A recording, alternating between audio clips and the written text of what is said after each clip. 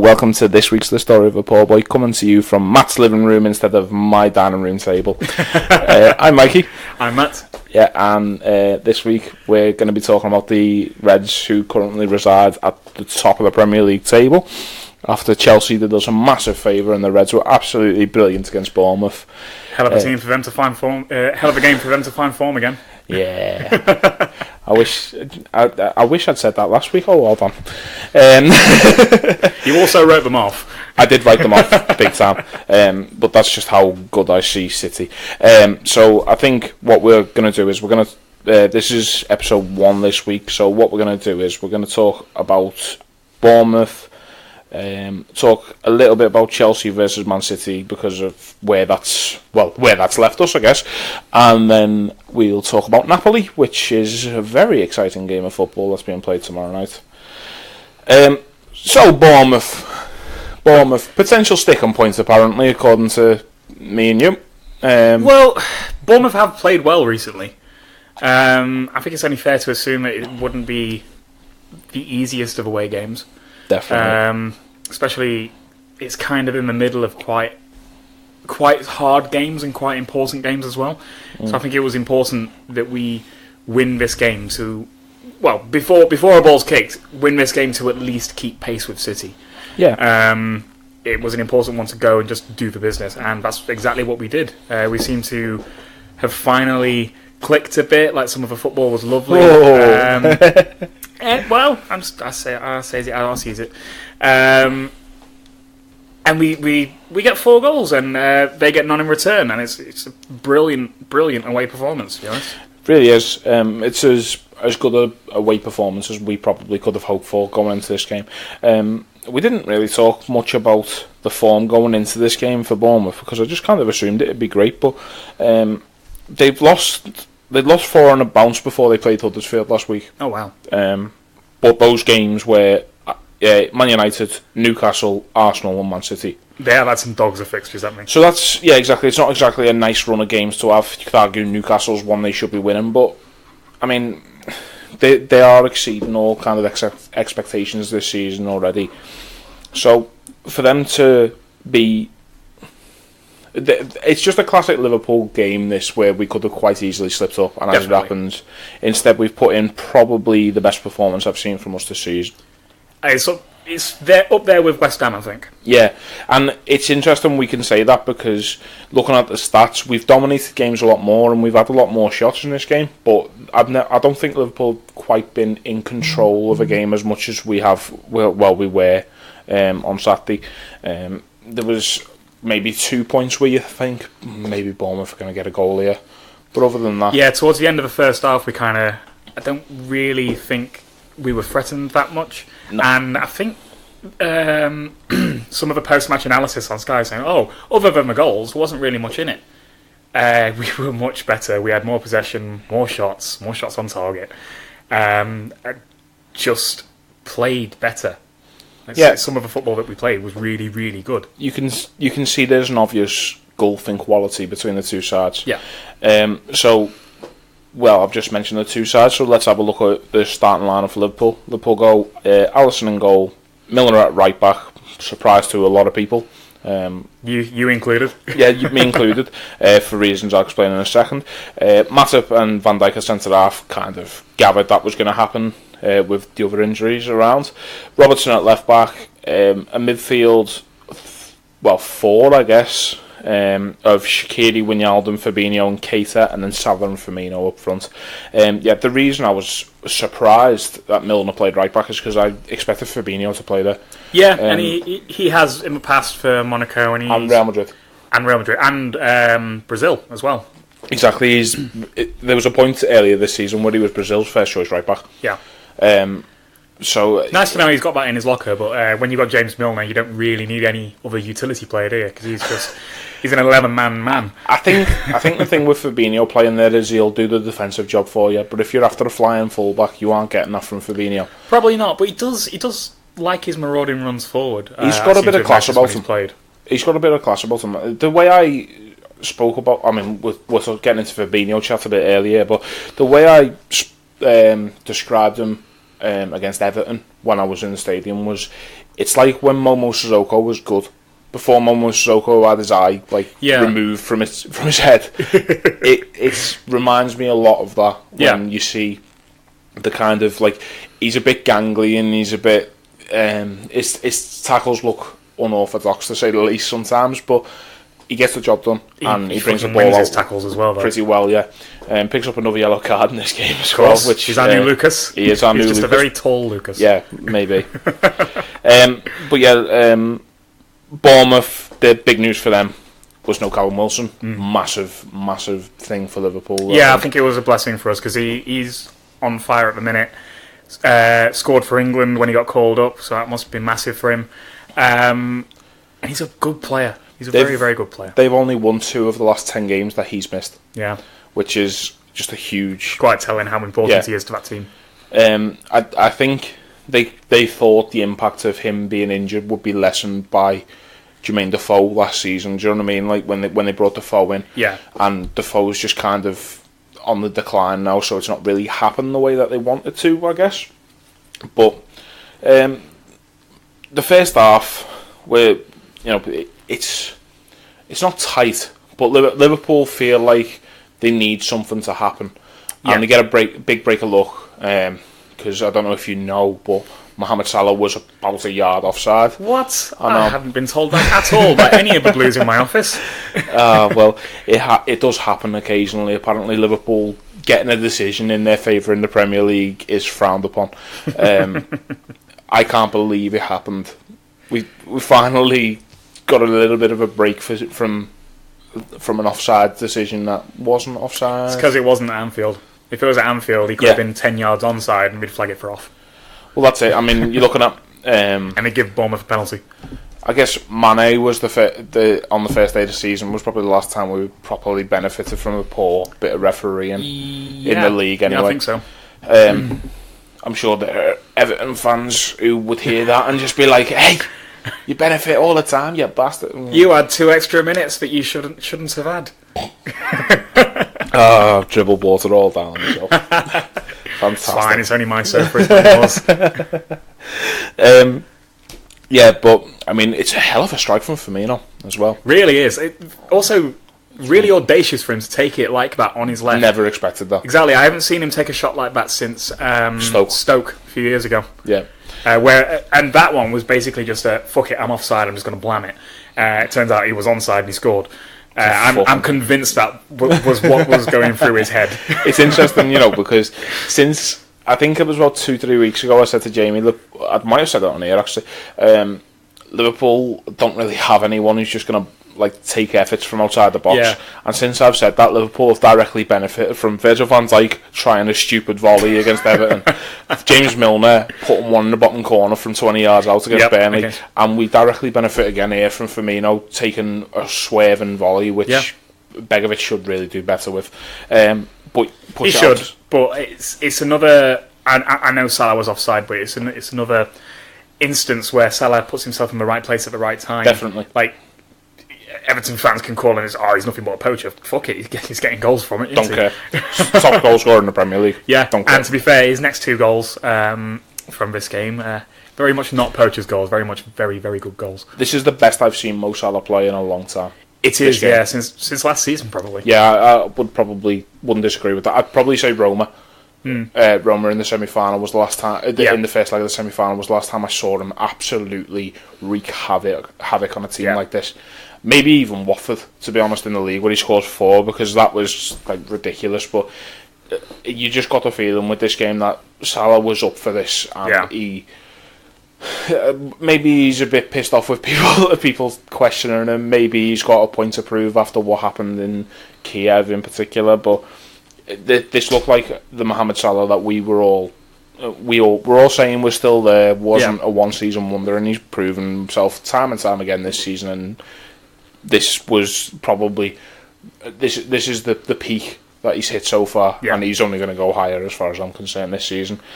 The second goal, just after half-time, kills the game. Yeah, and it's testament to everything that we've been saying about Salah. That is absolute perseverance. He gets fouled in a run-up.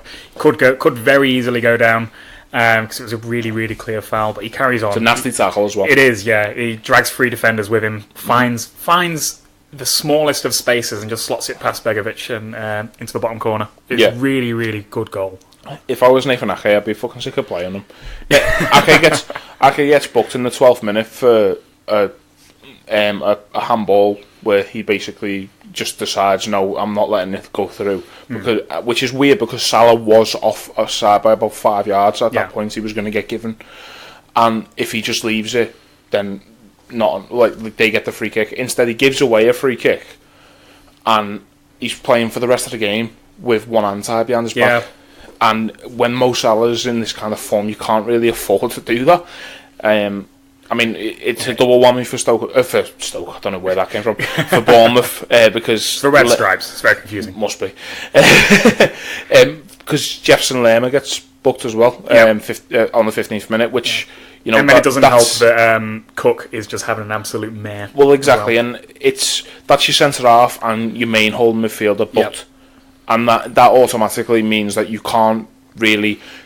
You can't take a yellow. You can't take a yellow against Firmino, against Shaqiri, against Salah. You're not allowed to do that now. Yeah.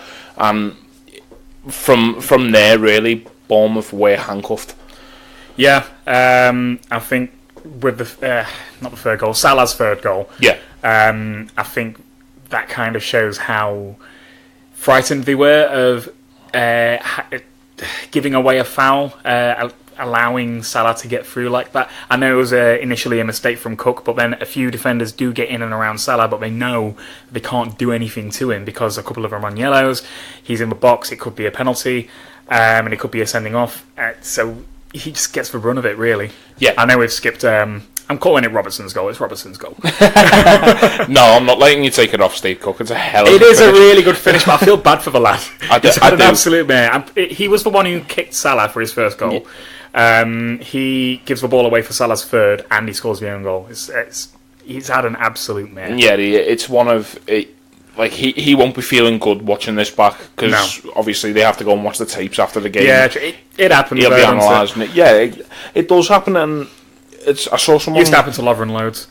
Well, I saw someone sum it up on Twitter quite well. To be fair, is that you have to remember, occasionally, this Bournemouth team, most of their defenders used to play for them in League One, and occasionally that shows through still. Yeah, these are players who started out in League One who are in the Premier League now, and I'm not saying that they're not Premier League quality. They've proven time and time again that they're good enough to be in this league, but games like that they are entitled to have them because they're punching well above their level against. They were sixth at the time, weren't they?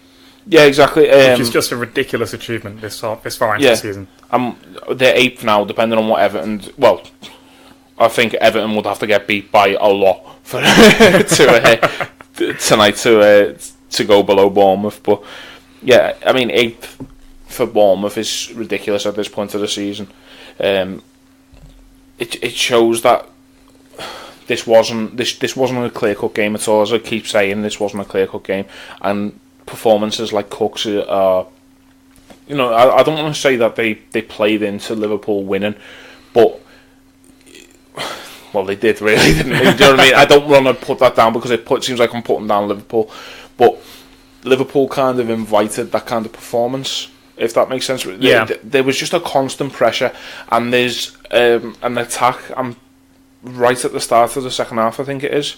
Might be as Salah's after Salah scored the second, actually, and Liverpool win the ball back by the corner flag, and then there's just intricate footwork and there's intricate one-touch passing, and all of a sudden Shaqiri's playing a ball over the top to Salah, and Salah tries to volley it and gets the volley horribly wrong, but it's like if that goes in, it might be the goal of the season. Yeah, from us.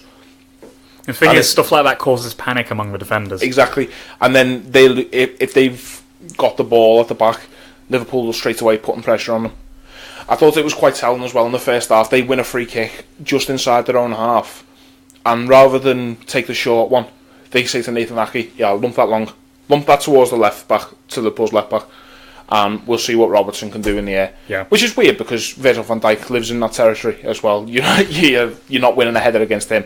But that was clearly, Bournemouth were just like, right, okay, we'll just take out that midfield then. Yeah. Completely. Give our defensive midfield just a minute. Yeah, exactly. And from there, you can kind of see that, Bournemouth probably didn't feel like playing their kind of football against us was going to get them any kind of results, because their kind of football, their attacking type of football, we will tear a team apart like that. Definitely. Playing like that. And if they'd have gone at us with the kind of swagger that they started the season with, then we're probably looking at a 6-7-0. Do you know what I mean?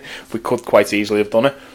And of course, Ryan Fraser, banging form, and they move him as well. They play him basically off the striker rather than cutting him from the left hand side. It's a huge compliment to Liverpool. It's just a show. It's a show of what this Liverpool team has become. Yeah, like, we are title challengers now. We are incredibly difficult for every team. They are all going to have to change how they play to try and beat us. Yeah, even at home, even if they're sick from having their best season so far playing their kind of football.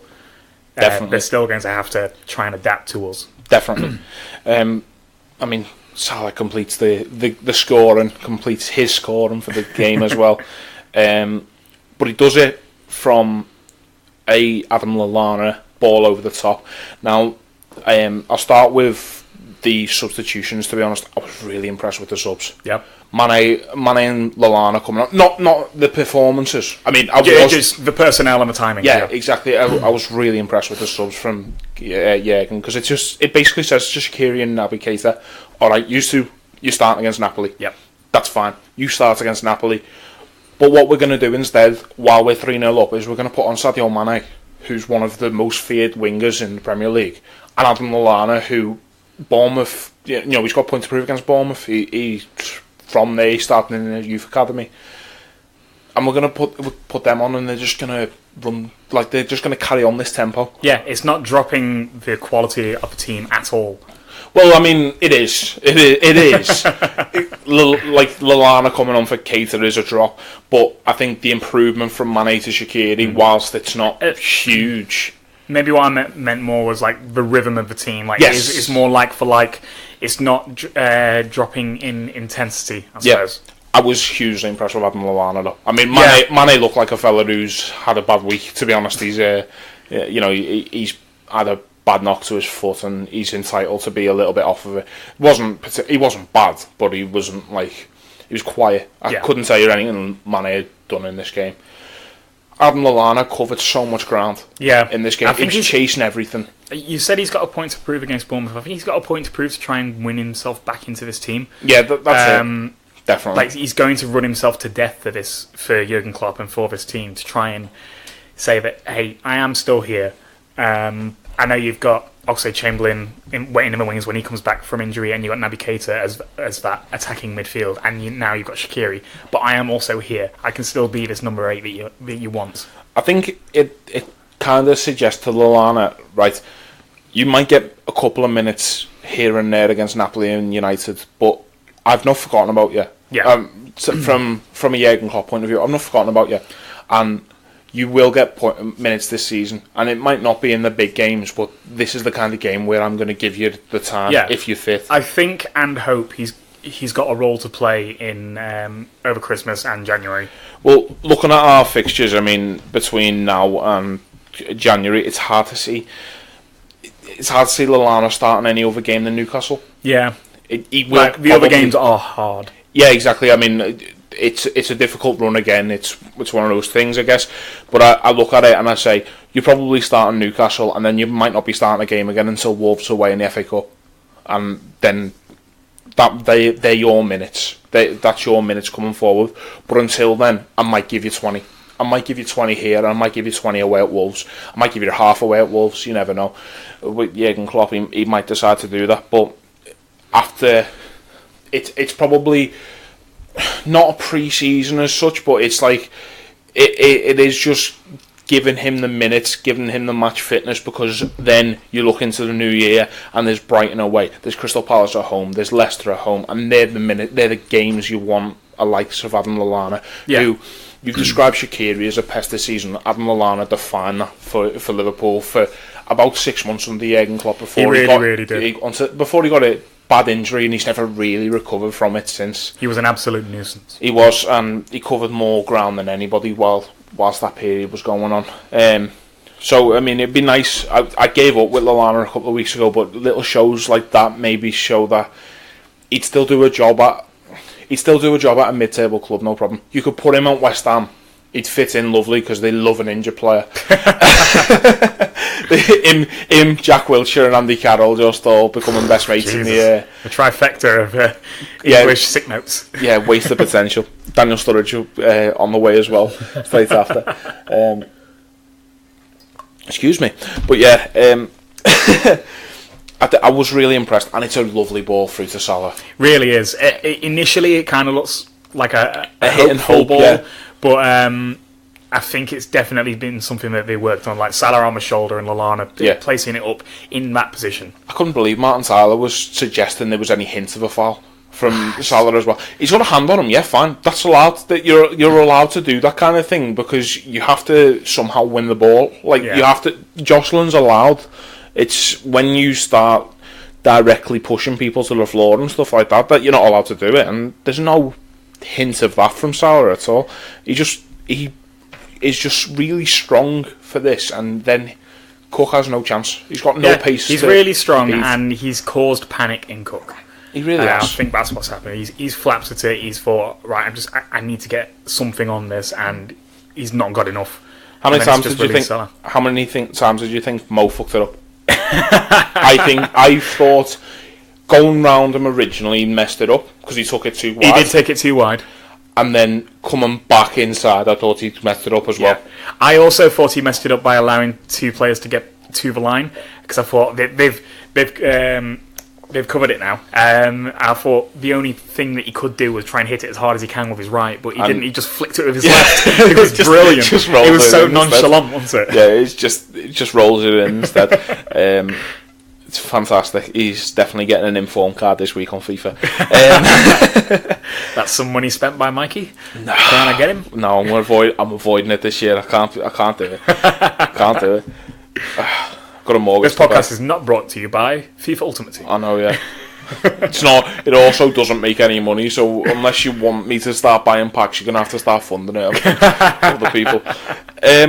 So I mean, Liverpool comfortable 4-0 winners there. It took us to the top of the table. It did briefly, according to Sky Sports, temporarily until Man City play. Until Man City play and inevitably win. Which, to be fair, as we were all thinking. Yeah, and another thing which I don't think has really been highlighted by anyone other than Liverpool fans is a 4-0 win away at Bournemouth.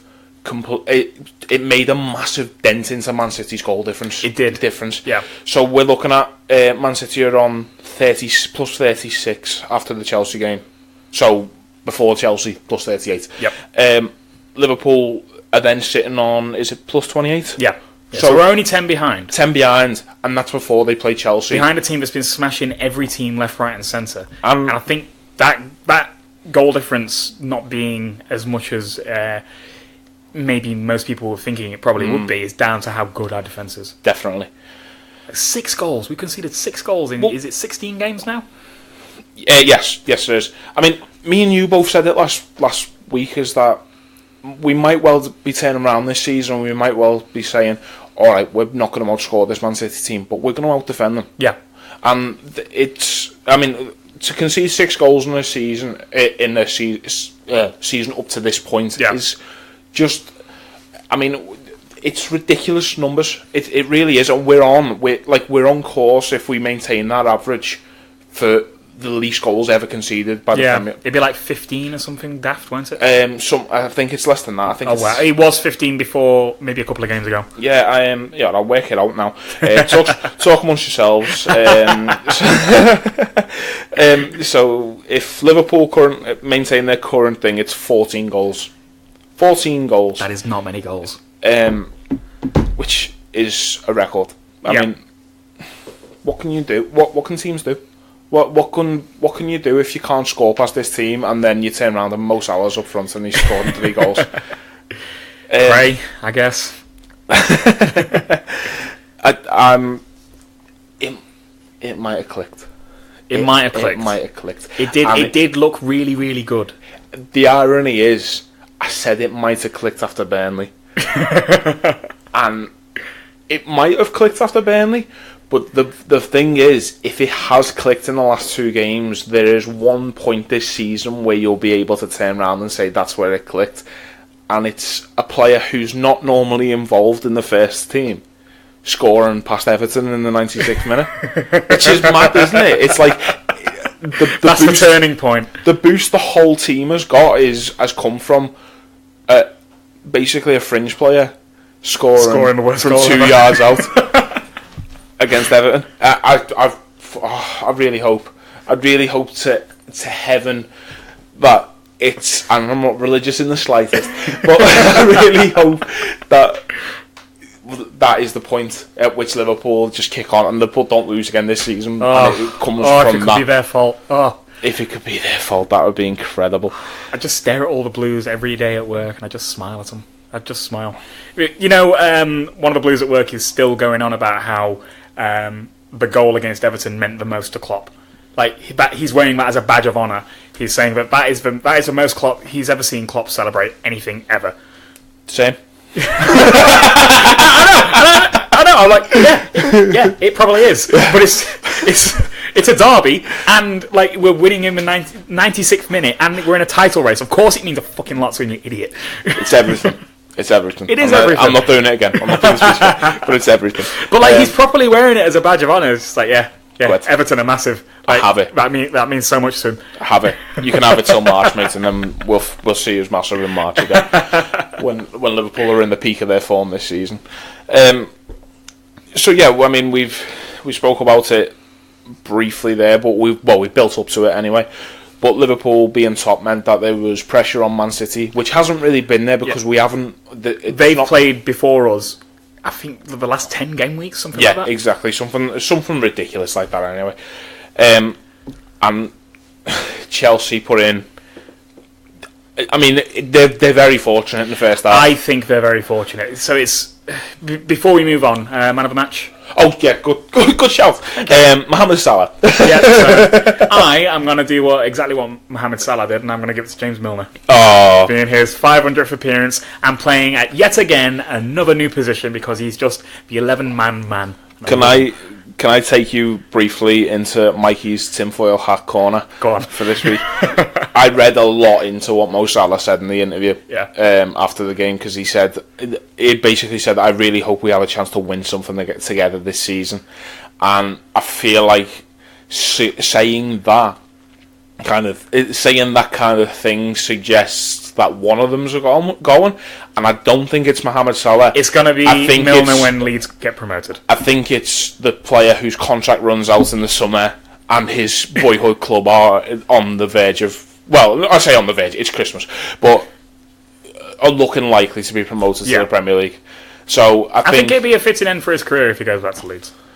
And wins the Premier League at Liverpool. And that's a given. I would part of me is expecting James Milner to go in the summer. Yeah, I think it's a widely believed fact now. Well, I think a lot of people do kind of sense that he wants to go back to Leeds at some point in his career. Sorry if you keep hearing the couch creak in the background. It is a squeaky one. Yeah, I just keep moving and adjusting. I'm not used to being this comfortable. Normally sat at a dining room table instead. But no, I think with Milner, I think we all kind of assume that that's going to happen, and he strikes me as one of those players who just wouldn't have left Leeds if Leeds hadn't have crumbled. Yeah. Which is interesting because he's a bit of a journeyman at this point as well. He is, but I think he's just been doing the I hate Manchester United rounds. He really has, hasn't he? Who's he got left now? He even did Newcastle. They're not that friendly with him. No, that's it, isn't it? It's literally Chelsea, I guess, at this point, or Arsenal, and then he's done. Yeah. And he won't go to Chelsea because he's not racist. But, we'll get to that. We'll get to that in a bit, yeah. I forgot to mention that on the intro bit of what we're going to talk about today. But, so, moving on. Yep. Chelsea game. I do hope Milner stays, by the way, but I do expect he's gone. But yeah, Chelsea game. Chelsea hugely lucky, hugely I fortunate. think so. Again, Chelsea defensively weren't great. Someone who didn't really know much about football, who was watching highlights with me, was saying, "Oh, Chelsea made some really good. We're really defensively good there." I was like, "No, they just made a lot of last-ditch tackles." Yeah. It's poor defensively to have to make those. Alonso got rinsed time and time again by Sterling, and he just got let in behind. And City really should have scored at least a couple in the first half. You could tell when Leroy Sané ventured away from the left wing, because it meant that Azpilicueta wasn't the one marking him, and instead it was Rudiger or David Luiz. And I think this is one of those rare games where David Luiz just looks brilliant. He decided he's going to be the best centre-back on the game. He had that season where he decided to be the best centre-half in England. This time he's decided he's going to be shite, but in fits and starts he'll look alright. And, I mean, he's basically the match winner in this game as well. Yeah, scores the winner. Fucking brilliant header as well. It really, really was. And it's not the best goal in this game. I mean, there's a point in the first half though where Sané basically just weaves past about 3 Chelsea players. He's about to tap it in from 3 yards, and David Luiz appears out of nowhere and just great tackle. But as you say, it's poor defending to let them get there. Yeah, and I also think letting that City team get that close is curtains 99 times out of 100. Yeah, it is, and I think they have been due a game where it just stopped clicking. Yeah, I know we keep talking about clicking, but they've been due a game. It's ironic because I can't click. They've been due a game where it just went off the boil a little bit, and this was that game. I've seen a lot of talk about maybe they were getting complacent. This team is so near perfect that they just keep doing the same thing and don't try and change anything. And when it's not working, they still flood forward and they let in lots of space behind. For the Kante goal, specifically. That's the thing with City, is that their plan A is so good they've never really needed a plan B, and that gets proved against us last season 3 times really. Yeah. Plan A didn't work at Anfield in the league. Plan A doesn't work at Anfield in the Champions League, and Plan A definitely didn't work at the Etihad either. So what Guardiola did instead is he tried to defend against us, and he paid us the biggest compliment Liverpool have ever been paid, really, in Klopp's time there anyway, in the fact that he just stops Man City playing the way they want to play football. And he didn't do the same thing to Chelsea. He kind of disrespected Chelsea and just went, we're good enough to just beat you how we normally play. Yeah. And Chelsea, to their credit, took full advantage, and they did ride their luck. They definitely did. N'Golo Kante had a fantastic game, and he caps it with a fantastic strike. Forte Hazard was poor again, but he gets an assist. Does he get the assist from the corner? He gets the assist for Kante. I'm not sure about the corner. Corner is it's Hazard again. So I mean, he gets 2 assists. I'm sitting here saying he's poor.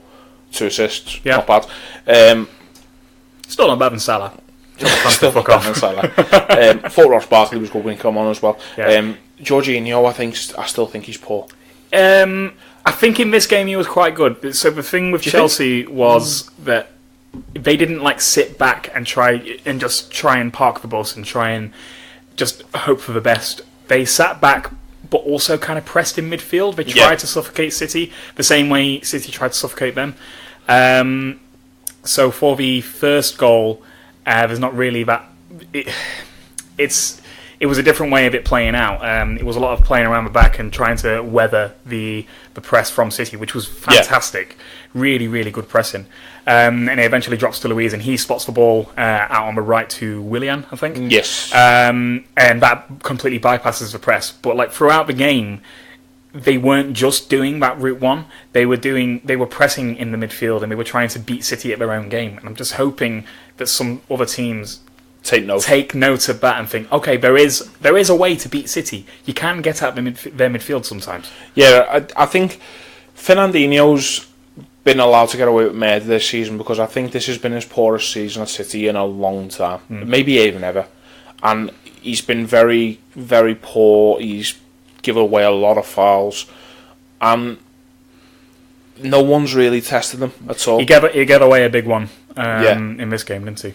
Yeah, so it takes a really good save from Ederson to keep it from being another goal. Well, exactly, and it's it's one of those things where, I mean, they were apparently interested in Jorginho. Maybe there were rumours about Fabinho. I don't know how true that was, but Jorginho is obviously interesting because I think Guardiola, to all purposes, thought it was done. Yeah. So, and they were looking at legal challenges, weren't they, and stuff like that. But I mean, Jorginho's fitting into that team, and you can sort of understand. Like, maybe Fernandinho would have been the one phased out. I still don't particularly rate Jorginho because I do think that, which is ironic because of what I'm about to say next, but I think he does a very similar job to Jordan Henderson. You know how highly I rate Jordan Henderson, but it's like, what I mean is, it's not the Kante role that we saw a couple of years ago. It's literally what we've always said about Henderson, where if he's a European footballer, he gets these rave reviews. But because he's not, he's Jordan Henderson, and it's not nice to rate Jordan Henderson. It's not cool to rate Jordan Henderson, so no one does. But there's one in particular where Chelsea are trying to clear the ball, and Jorginho picks the ball up about 12 yards out from his own goal.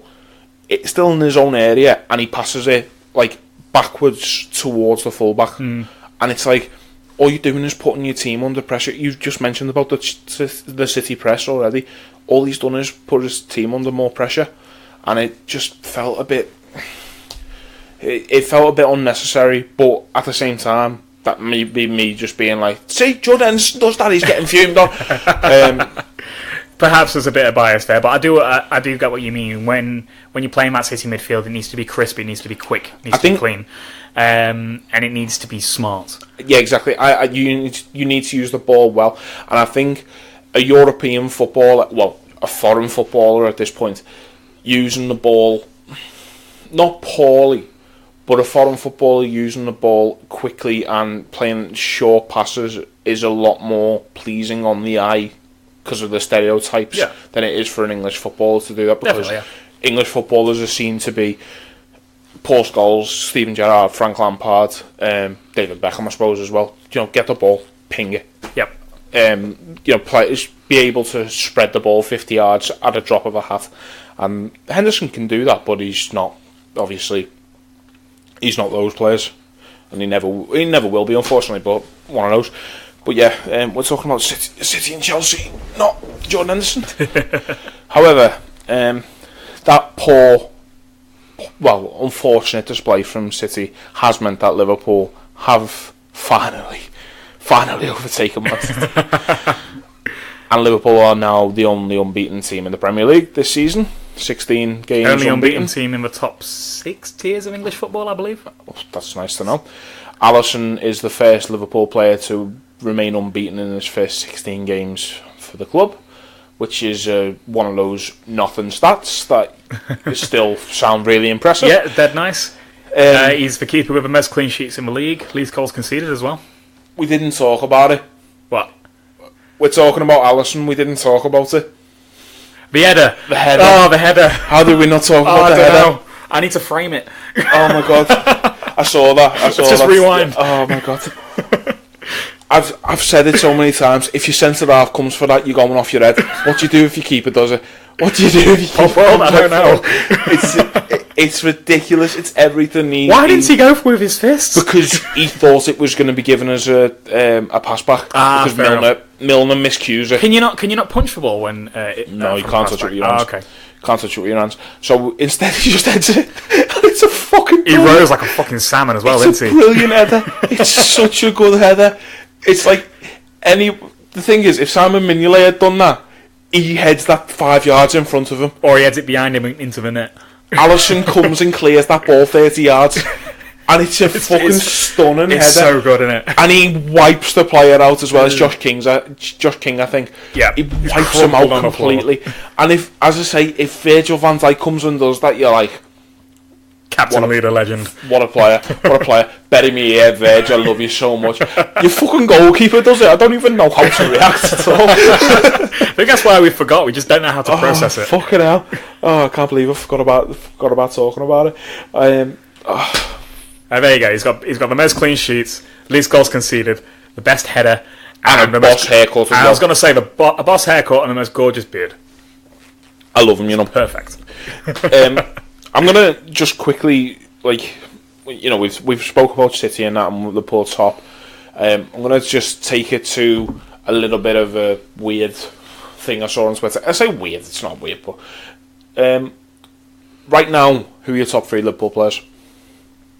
Oh, what, performers this season, or who are your top 3 Liverpool players? Who are your favourite 3 Liverpool players right now? Right now. At this point in time, Virgil van Dijk. Virgil van Dijk, of course. Alisson there, and it might be Joe Gomez as well. See, this is the thing, and this is why I asked the question, right? Because I was running through it, and I was like, 3's hard. 3 years hard. Because I want to say Van Dijk and I want to say Alisson.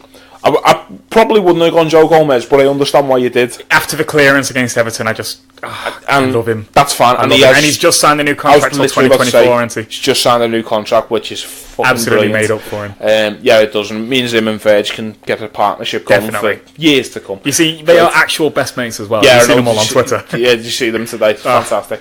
Saying congratulations to each other and stuff. Love it. Cute. But Van Dijk, easily a man. Alisson could easily be a man. And then you start thinking about third, and you're like, I love Bobby Firmino. Yeah. And I love Mohamed Salah. But I also really, really like James Milner. And I really, really like Andy Robertson. Exactly. And Xherdan Shaqiri's my favourite player ever to play the game, which is weird because I really like Trent Alexander-Arnold as well. And this is such a weird situation in the fact that throughout my entire time supporting Liverpool, I could quite easily have whittled off my 3 favourite players at the time, because Jamie Carragher was normally top of the list, and then it's followed by Gerrard and Torres, or you know what I mean? It's really straightforward because we have the main players. This team is just full of players who are just like. It's riddled with main characters. Exactly. There's no supporting cast. It's not a cult. There's no cult heroes in this. They are players who, well, except for maybe Xherdan Shaqiri and Divock Origi at this point, I guess. I didn't even say him. Exactly. Divock Origi. Danny Sturridge lives here in my heart. Do you know what I mean? And I couldn't name Sturridge. It's like these players are all unique to, like, they all have their own thing where you're just like, yeah, you could quite easily be my favourite Liverpool player at this point in time. Just wanted to ask, just to see who you came up with. No, it's a good question. I haven't really thought about it. It was hard to pick a third. That's it, isn't it? So this weekend of football has left Liverpool top of the Premier League. Yes, that is a lovely thing to hear. 1 point clear of Manchester City. We're going to have how's that extra point from goal difference doing your City? And of course, as I said before, our goal difference now is not a million miles away from Man City's. Nope. It's 8 behind, which is doable. Might take a while, but it's doable. Right, it was smash United 7-0 at the weekend. Well, down to 1 then.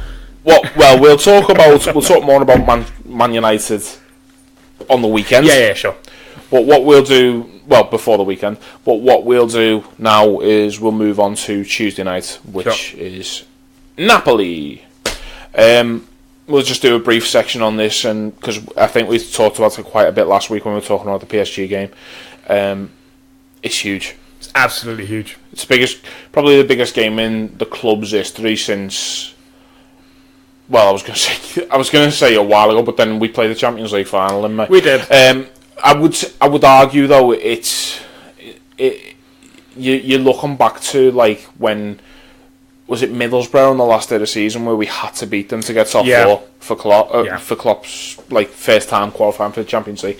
It's that level to me of importance. This squad's doing really well, but it still looks maybe a midfielder or a striker light. Yeah, you go out and you're in the Europa League instead, and maybe that doesn't come in January. You're in the Champions League knockout stages, that can come in January. Yeah, there's that. But to me, less thinking about potential signings in the future, more thinking about it would be a tragedy for this Liverpool team to not be in the knockouts of the Champions League, because it's a bloody good team, and the world deserves to see it, and they deserve to be in the latter stages of the Champions League. It's nice when the Champions League has the best teams in it. Yeah, exactly. Which is what you. That's when that competition is fun. Yeah, the thing is though, I mean, we say this at this point in time. If Liverpool don't get out this group, they don't deserve to get out this group. No, and that's we had every opportunity to get out. And if Liverpool go through, it's great. If Napoli go through, they deserve to go through as well. Yeah. So that's the nature of the group we're in. Like, yeah, there's exactly. 3 really good teams, and Red Star Belgrade are no mugs. Well, that's it. And Red Star might well do something at home to PSG. You never know. The thing is, and the question I want to ask you is, would you rather finish 3rd or 4th if Liverpool don't beat Napoli tomorrow? Temptation is to say 4th, so that we get a clear run for the league. But I think finishing 4th would be so demoralising that the squad would take a hit. I think 3rd wouldn't. So about Thursday, Sunday rotation of fixtures, I don't think it's as bad as people make out. And I think we've got the squad to deal with it. And if you're in the Europa League, you've got to try and win it. You've got to try and win it. The thing is, it's a trophy. Like we could. People have won doubles. People have won European and league doubles. There is no reason why we can't. There's 2 points that I would bring up in this, and that is, there's no excuses if you get knocked out at this point and you're in and you finish. Liverpool finish 4th. There's no excuses then. There's no Champions League. We have to split ourselves. It's literally right. You've got the FA Cup, but that's it. Then league football is all you've got, and at that point in time, there's loads of wrestling going on, but if the wheels come off, there's no excuses there, and it's literally that team wasn't good enough to win the league. It's a lot of pressure on that team, and it's a lot of pressure, exactly. And the other point I'd make as well is when you say about the Europa League, it's a trophy, and it is a trophy, but it's also become the trophy you try and win if you aren't going to qualify for the Champions League in your league. Yeah, and I think a lot of the glitz has been taken away. Well, there was no glitz or glamour about it, was there really? It's added to it a little bit, but a team like Liverpool pushing for that just doesn't feel right at this point in time. No. I'm not saying I wouldn't like to see Liverpool go at it. I mean, I've just spoken then about what Adam Lallana's. Where's he going to get his minutes? Where's Origi getting his minutes if he doesn't go in January? Where's our 2 midfields going to get it? The second of our 2 midfields going to get minutes? Well, that's it, because I mean, you're looking at it. If everyone's clicking and everyone's in full form, you're probably looking at our best first choice midfield being the one that started Saturday. So Fabinho, Wijnaldum, and Keita. Yeah. So then, where's Henderson coming in? Where's Milner coming in? Where's Lallana getting his minutes? Where's Shaqiri? Where's Shaqiri getting his minutes? Well, Shaqiri's a weird one because he's first team. He is first team now, but it's midfield, or is it number 10, or is it out on the wing? I could probably name you 15 players who start every week for Liverpool. It's really weird. That's why we're top of the league. Yeah, We're cheating. That's it. But yeah, I feel like I could just sit here and whittle off names, and you'd be like, "Yeah, I can't remember the last time he didn't start." Oh yeah, weekend just gone. But yeah, I mean, obviously that's the worst case scenario, and it relies on that. Us finishing 4th would be Liverpool getting beat and Red Star beating PSG, which is a massive task, and it's probably more likely that Liverpool, if we don't do what we need to do, will finish 3rd. Yeah. But I mean, that's worst case scenario. Best case scenario, Liverpool will of course progress. Liverpool progression and Red Star winning is still that could be huge as well. I mean, Liverpool are in a really unique situation in the fact that we can finish 1st, 2nd, 3rd, or 4th in this group still. It is weird. It is a really weird one. It's so strange. It makes this last round of games even more exciting for the neutral, I suppose. Yeah, it does, doesn't it? Because if PSG get beat, then they all drop. They're out if Liverpool win. So there's a scenario really where Red Star win, Napoli lose by the margin Liverpool need them to, basically, and Napoli still come through, Liverpool still come through. That would be perfect. That would I would really, really like PSG to not get through. I think PSG in the Europa League would be hilarious. I think it. Right, Red Actually, Star. will PSG finish last? Yeah, no, they wouldn't. No, they wouldn't. They'd finish on. So in that scenario, Liverpool would finish. Top if we beat Napoli by 1 goal or 2 clear goals. Yep.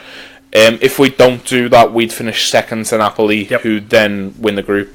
We'd both finish on 9 points. PSG will finish on 8 points, and Red Star will finish on 7. Okay. In that scenario, obviously, that's a lot of things have to happen for that, and it's difficult. I think we'll see.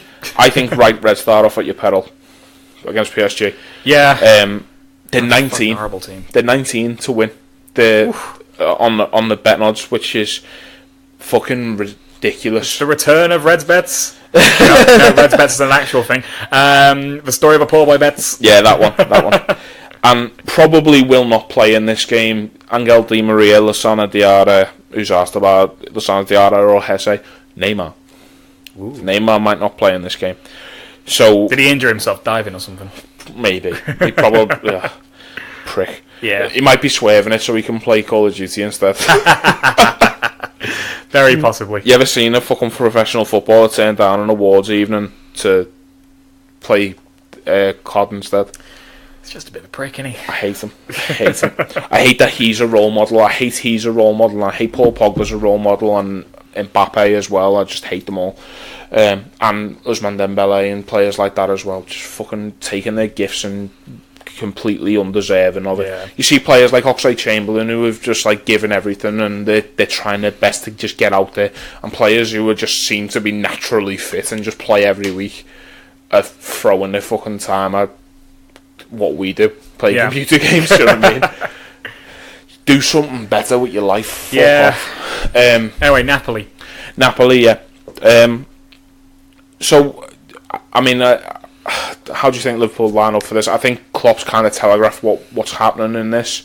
So I mean, I've asked you the question. I'm going to answer it first, if that's all right. Yeah, that's fine. I see Alisson in goal, Alexander-Arnold at right back, with Matip and Van Dijk at centre half, Robertson left back, then the same midfield three, maybe Jordan Henderson instead of Fabinho, and then the normal front three. I expect Shaqiri to... Well, that's the thing. I expect Shaqiri to not play, but he took him off on 65, which means he plays. Maybe it's Mane who drops out again. Maybe it's Keita that drops. No. Although, no. He took him off on 65 as well. Oh, fuck me. So maybe we don't play Genie and we just go full throttle and we fly at them, and we probably get done on the counter. But, do you know what I mean? Yeah. There's so many possibilities. I think it's probably likely Mane doesn't play. Probably, yeah. It'd be another cameo off the bench again in line for Mane to start against United. Yeah, and maybe I've made that up, but I think I'd rather... It's what you deem more important, and I literally just said this, one of the most important games of Liverpool's recent history. That's only if Liverpool go on and do something in the Champions League. If Liverpool lose this game on the weekend, it's fucking... on midweek, it's vital we win on the weekend. Yeah. Absolutely vital, because that's our season, like... Not derailed, because obviously, you know, we'd just be back where we started this weekend. Yeah. Assuming Everton roll over and die for Man City, which they're planning on apparently. There's blues in my work that want the team to not turn up and just take the 3-0 loss and probable points deduction. It reminds me of when they did this in the 13-14 season. I remember when they could have beat. They could have fucking beat that City team. Ross Barkley scored a screamer. He did. And then they rolled over and died. Maybe that's why they kept booing Barkley. They hate Barkley for that. Yeah, that's it. I'd have Ross Barkley tomorrow at Liverpool, by the way. But yeah. See, I've always been of the opinion that I'd like us to have Ross Barkley, but mainly for the fume from the Blues. Definitely. I'm of that right now of Richarlison probably. I reckon he'd be really good under Jurgen Klopp. But why are we talking about him? Funny. I mean, just Ancelotti spoke already about the atmosphere. He's recently played it down and said it's not everything that you would think, and then today he's come out and said it's the best in the world, and his players are up for it. Yeah, it's weird. Was he in charge of Real Madrid when they came to us in 2009? No, that was Juan de Ramos. Oh, okay. Because I'll never forget the picture of him just slumped over, just like, I don't know what the fuck to do, to be honest. Like, Carlo Ancelotti knows what Liverpool can do in Europe. He knows what the fans are like. He knows what the atmosphere is like. He won't underestimate it. Mm-hmm. It's going to be interesting. Ancelotti has a history with Liverpool, shall we say? He does a bit. He won one, lost one in the Champions League finals with us. Can't remember how we got on when he was Chelsea manager, to be honest. He's been in so many different clubs, hasn't he? Really has. Managed all the top teams. When you think about it, he's managed the best teams in pretty much every division. Alright, yeah, not too bad. It's weird he's ended up at Napoli, to be honest, but it is going to be an interesting one. I think it'll be cagey at first. I think we're going to really try and go from, but Napoli are going to make it quite difficult for us. They come into this game in a good run of form. The last time they were beaten was the 29th of September against Juventus. Yeah. Since then, they have won 7 8 games. 8 games. One of them was us. Drawn the rest. I think there's a lot to tell from the PSG game. PSG 2 games from this. I mean, there's 2 draws, 2 all and 1 all. If Liverpool are good enough to go at this team and take Napoli apart, but Liverpool can't take them for granted. No, not at all. I think we were guilty of that in the first leg, but like when we played them away, we were definitely guilty of taking them for granted. This isn't Olympiacos again. No matter how much it feels like an identical scenario, it isn't Olympiacos again in the fact that we come into this game and the team we're playing are very close to our level. Yeah. Olympiacos were miles away from Liverpool at that. Alright, they had Rivaldo, that was it. Yeah. He was about to retire. But Napoli are not a million miles away from Liverpool. They're probably about the same level as probably Chelsea, to be honest. Yeah. Maybe Tottenham. But Liverpool can't allow themselves to take this for granted. This needs to be as professional a performance as the first half was. Well, the first 70 minutes was against Roma when we were 5-0 up and just holding our head in our hands, just like, how the fucking hell is it 5-0 in the Champions League semi-final? 5-0. I mean, I'll take the guy behind me who kept jumping on me. I'll take 5-2 again. 100%. Don't know if my heart can. No, I don't think it will. I think Liverpool will do what they need to do here. I just think there's too much history behind the club to not do it at this stage, to be honest. Yeah. Prediction? I'll get the 7-0 out of the way now. But honestly, I think 2-0. I think we're going to be really professional about it. I don't think we're going to let them score. I think we're going to get a 2-goal lead and maybe just shut up shop last 10 minutes and just see it out. I really don't like the idea of Liverpool. Look, I know we're this new defensively disciplined Liverpool team, but I really can't stand the idea of Liverpool going 2-0 up and just holding it. Purely because I've seen it happen before. I trust this Liverpool team now, though. I trust this Liverpool team, to be fair, but it's still going to make for a nervy, however long it'll be. Oh, of course. Nothing will ever be easy on my heart to do with this team. I wouldn't be surprised if Liverpool walk out and win this game 4-0. I wouldn't be surprised if Liverpool will draw this game 1-0. That's how. That's how. You don't know what Liverpool you're getting.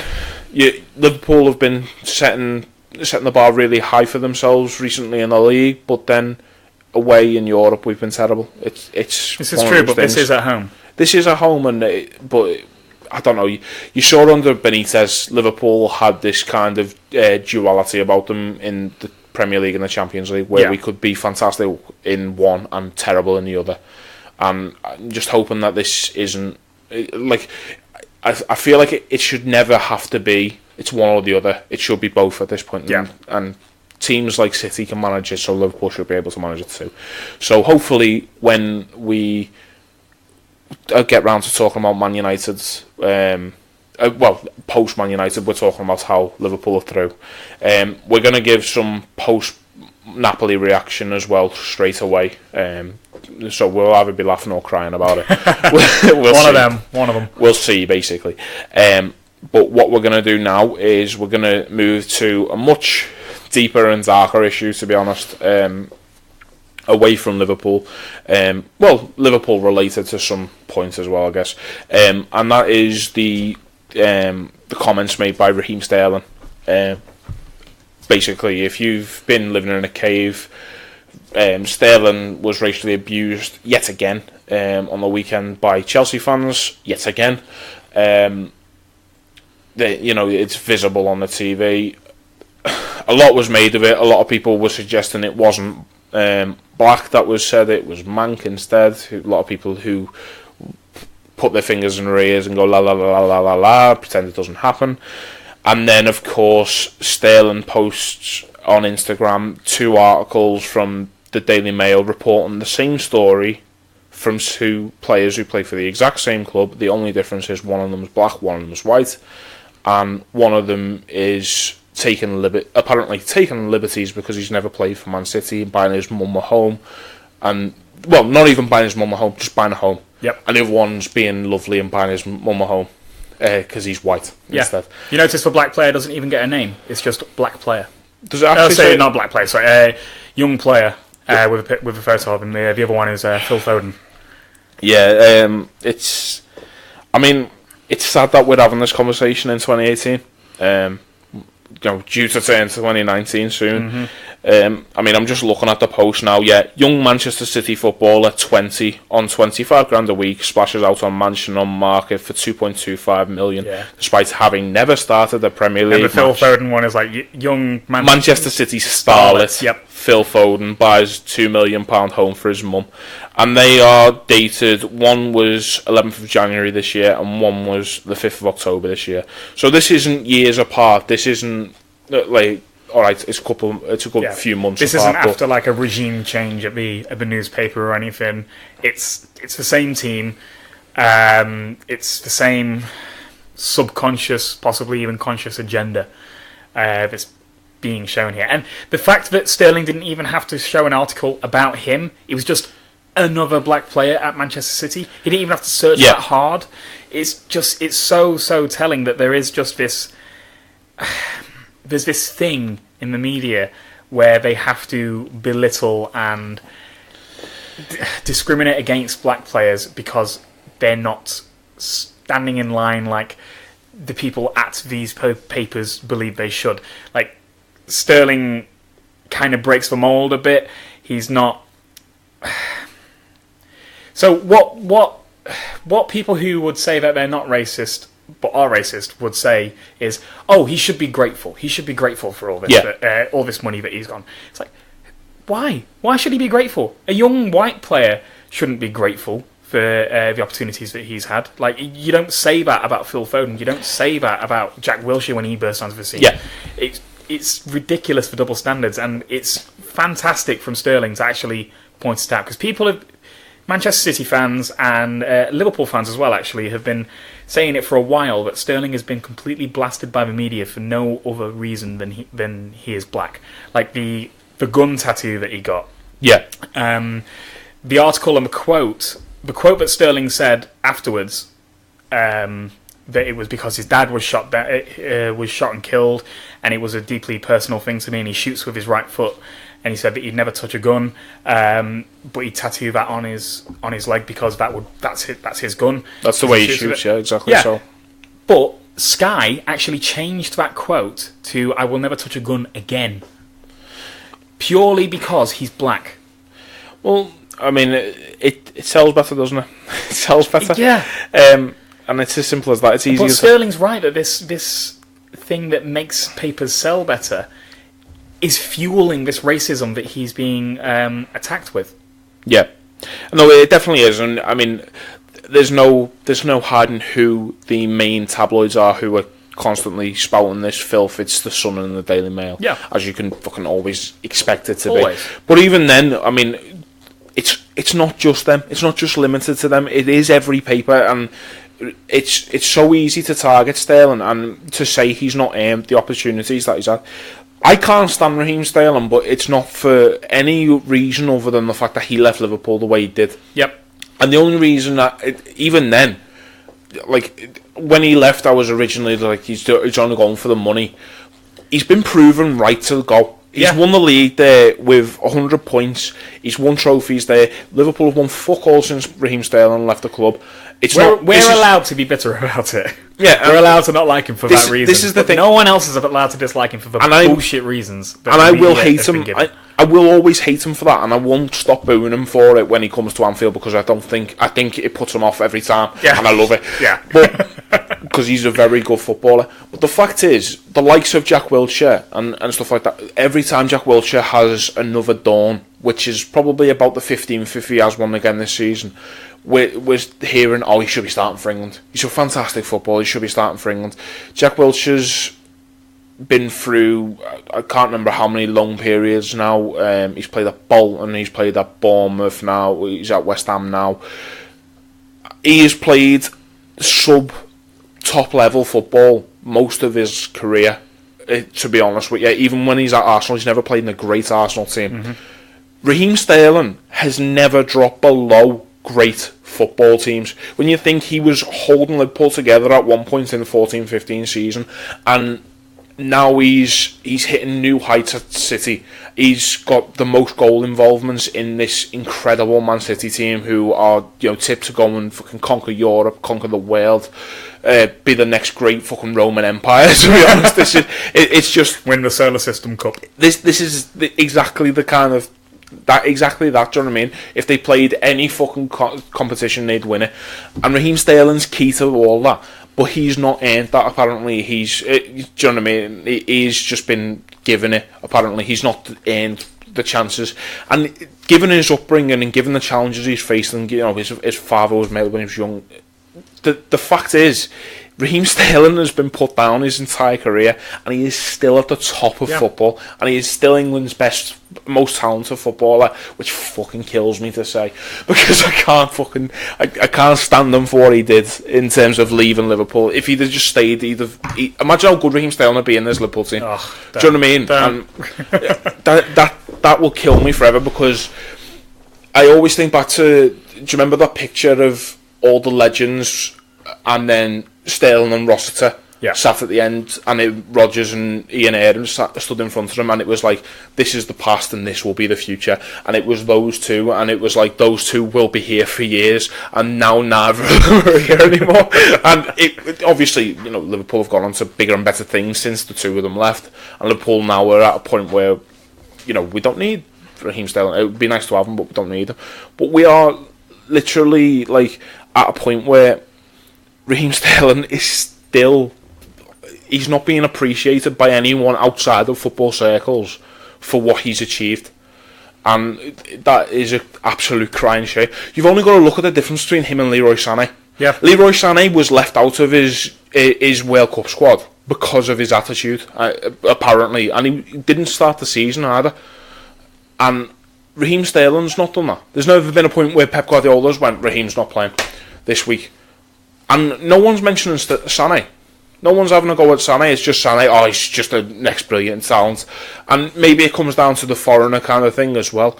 Do you know what I mean? Like, he's an English talent, and it's just such an easy target. And it's a shame that it's been an easy target.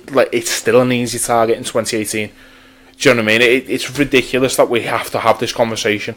And it comes the week after Pierre-Emerick Aubameyang's racially abused as well by Tottenham fans. Yeah, it's good to know FIFA declared racism over, though. You remember that? Yeah, well, that's it, isn't it? FIFA are more handy giving out fines for betting issues or sponsorship breaches, but when it comes to racism, they don't handle anything. And we had the same kind of conversation when Shaqiri had to be left out, but this is a completely different circumstance. I'm not trying to compare those two at all, but it's the football and bodies need to take action, and it shouldn't be down to Raheem Sterling to have to do that on his own Instagram page.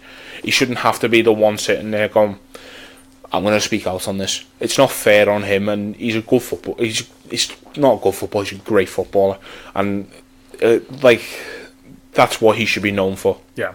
Not for the fact that he is, what is it? He's a love rat.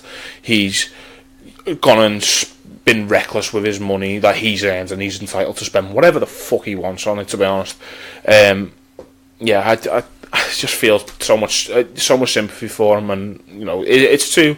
End of the day, it's two white fellas sitting there saying this. It's the whitest of white fellas as well. Exactly, couldn't be more white if we tried. Unfortunately, it's one of those things, isn't it? That we aren't the people who can do anything about this, really, in terms of, like, me and you can sit here and say it's wrong, but we're not the ones in power. No, but the ones in the power need enough people like us joining with Sterling's voice. Oh yeah, too right, definitely. And condemning the media shite that he gets, and telling Piers Morgan to fuck off. I blocked Piers Morgan on Twitter. I did it months ago. The thing is, I kept it because I liked seeing him argue with Gary Lineker, but I'm at the point now where I just can't be arsed anymore. Fair enough. I just can't do it anymore. I reached that point years ago with Alan Sugar, to be honest. Like when they were arguing a lot, I hate him. He's a bad bloke. Chelsea have banned 4 fans. Good. I mean, there's a point. It's just that they were the 4 closest fans to the camera. Black fella stood right next to him as well. Yeah, next to them as well. Chelsea, innit? Just you saw what happened on the train in France. N'Golo Kante scores a very important goal that could really restart their season. Yep. They got. It's just ridiculous. I can't believe we have to have this conversation. Yeah, and just racism is rife in English football. Yeah, it is. I'm not sure if it ever went away. I'm not sure if it's in a resurgence. I've always seen racism in football, especially with fans shouting at players like that. Well, especially with Chelsea, to be honest. And I've always seen stuff with Sterling and stuff with Sturridge. I remember talking on this podcast with you about Sturridge and saying, "Oh, is it an S2 problem? Is it something else?" And I think we compared him to Wilshere, and Wilshere, that was never an S2 problem, and just having to get over it was never, ever, ever a conversation that anyone had about Jack Wilshere, was it? It was, oh, he's a good lad, it's just unfortunate. Which is mad when you think that, Jack Wilshere's been the one who's been out pictured at nightclubs smoking and stuff like that, not taking his career seriously at all, and it's just like, oh, he's such a waste of potential. Whereas someone who's using his potential to the best of his ability, like Sterling, is still the one who's being like shot down for it. Is blatant overt racism. And anyone who can't see that and denies that is just as bad as a racist. Talking to you, Piers Morgan. Well, that's it, isn't it? I mean, he thinks he got away with it. He thinks it's okay because he came out and put on how unacceptable it was himself as well. Yeah, and it's easy to say that, but like if you're in a position where... See, he's the kind of person who can make the changes that we're talking about. He's got influence, but he won't, because he's a fucking twat who thinks that Donald Trump's the best thing to ever happen to America since sliced bread. So, I don't want to devolve this into politics chat or anything like that. Tories are shite, Trump's shite. But it's, I mean, I suppose talking about racism is something that kind of... It will always boil back down to that one. It will always boil back down to it is political. Everything is inherently political. Yeah, everything. Is. I mean, we haven't even. I mean, we're on an hour and 13 minutes now. Well, that's flown. But we could sit here and talk about Stonewall at this point in time as well. Yeah. Do you know what I mean? Like the amount of reactions that the Premier League changing their badge to the pride symbol as invoked, it's like it is disgusting. Loads of people saying keep politics out of football. Football is inherently political, as you just said. Then everything is inherently political. We live in a political system. The thing is, though, it's not a political issue. Just because you say it's a political issue does not make it a political issue. It's a human rights issue. It's a human rights issue, and there's nothing in football more, nothing related to football more than humanity. That's it. Nothing is more human than the pure emotion you feel whilst watching a football team play, because you cannot explain it. It's literally just... Animals don't do it. And just because people can turn around and they'll say, oh, I don't care that he's gay, I don't care that he's black. I know they're two completely different issues. That's not the point. Yeah, I don't care as long as they're playing football, but don't push it in my face, don't push the agenda in my face. Name me one player in the Premier League who's gay. Openly gay, someone who can walk down the street without holding their fella's hand, without the sun leaping on their back and saying that this person, shouldn't be fucking parading it, shouldn't be a role model to our kids. Yeah, exactly, and that is exactly what would come out, wouldn't it? And it's a shame again. And they want to say they don't want to make it football political when they come out with shit like that. And that is it in a nutshell. Is that you can sit there and say that, but you can sit there and say keep race out of football, keep keep sexuality out of football. I guess it is, isn't it? But you can't keep these issues out of football. As long as people are in football, yeah, these things will be in football, because people have races, people have sexualities, people have genders. You can't separate them. Can you imagine having an England international who was gay, and the amount of kids who are going through a similar kind of issue? The